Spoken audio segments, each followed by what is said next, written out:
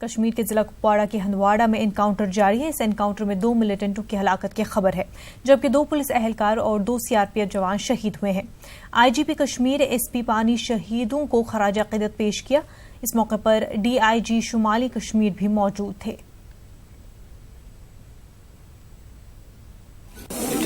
Operation اس میں ہماری 4 لوگوں کی شہادت رہی ہے۔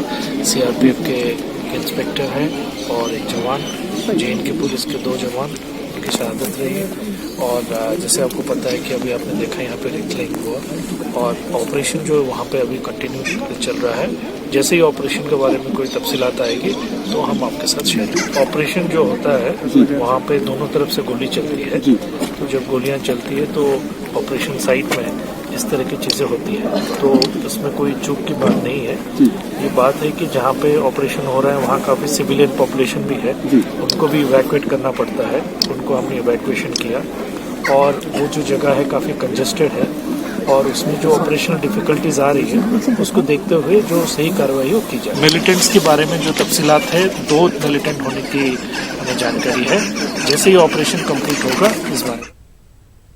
کپواڑہ سے ہمارے نمائندے یحییٰ اس وقت ہمارے ساتھ جڑ چکے ہیں۔ یحییٰ، اس وقت کیا کچھ اپڈیٹ سامنے آ رہے ہیں؟ جی منظم، میں آپ کو بتا دوں کہ آج دوسرے روز میں جو انکاؤنٹر داخل ہوا ہے تو اس وقت کا جو حالات وہاں پر بنے ہوئے ہیں تو انکاؤنٹر دوبارہ وہاں پر شروع ہوا ہے اور پورے علاقے کو ابھی تک فوج نے گھیرے میں لے رکھا ہے کہ فوج کو بھی پتا ہے کہ جو 3 ملیٹنٹ وہاں پر تھے 2 جو مارے گئے ہیں، لیکن 1 ملیٹنٹ جس نے اتنا بڑا نقصان فوج کو پہنچایا کہ جو ہی وہ ملبے سے اٹھا تو انہوں نے فائرنگ کی، جس کے نتیجے میں 2 پولیس جوان اور 2 CRPF کے جوان جو ہے اس حادثے میں مارے گئے۔ تو لیکن اس وقت جو ہے آج IGP کشمیر نے وہاں پر آج خود ہندواڑہ کا دورہ کیا اور انہوں نے جو خراج عقیدت کی جو محفل وہاں پر تھی، جو پولیس اہلکار مارے گئے، انہوں نے کہا کہ 2 ملیٹنٹوں کی خبر ہے جو مارے گئے ہیں، لیکن ابھی آپریشن جو ہے وہ جاری ہے۔ جی منزہ جی، اور آس پاس کے علاقوں میں کیا کچھ صورتحال ہے؟